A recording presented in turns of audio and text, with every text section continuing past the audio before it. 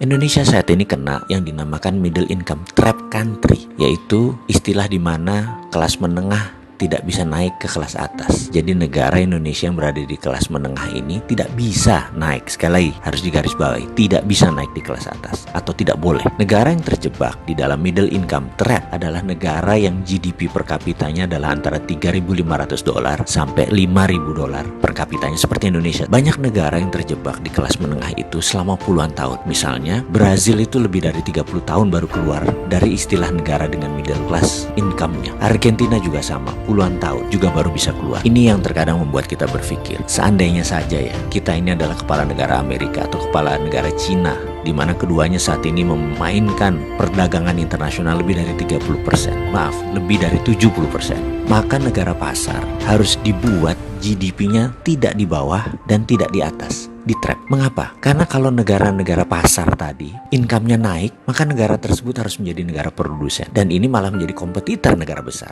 Nggak boleh. Jadi nggak boleh negara tersebut jadi produsen. Kalau negara tersebut miskin, misalnya GDP-nya di bawah 1.000 per kapita, mereka nggak mampu beli barang Cina dan beli barang Amerika, dan kedua negara itu nggak mau membuat negara tersebut miskin. Makanya negara-negara market harus dijebak di tengah. Cara trapnya bagaimana dan mengapa harus di trap atau dijebak? Biasanya negara yang berpenduduk besar yang dijebak di tengah oleh negara kapitalis. Caranya dengan jangan jadikan mereka negara produsen dan manufaktur. Kedua, jangan jadikan mereka swasembada pangan. Terakhir, jangan mereka bisa mengendalikan energi. Ada sebuah perkataan dari Menteri Luar Negeri Amerika dulu namanya Henry Kissinger. You control the food, you control the people. You control energy, you control the country. Kalau mau mengendalikan rakyat, kendalikan pangan mereka. Kalau mau mengendalikan sebuah negara, kendalikan energi mereka, minyak bumi mereka. Kita kasih contoh sederhana negara Venezuela yang baru-baru ini. Negara ini menghasilkan minyak lebih besar dari Indonesia. Suatu saat Venezuela melawan dalam tanda petik Amerika dengan menjual minyak mentahnya ke Cina. Amerika marah dan Amerika membuat Venezuela menjadi failed state atau negara gagal dengan financial warfare yang dilakukan oleh economic hitman-nya, pasukannya CIA-nya Amerika. Dan kita semua tahu negara tersebut dalam setahun terjadi hyperinflation. Mata uang Venezuela nilainya jatuh 1.000.000% sampai harus menerbitkan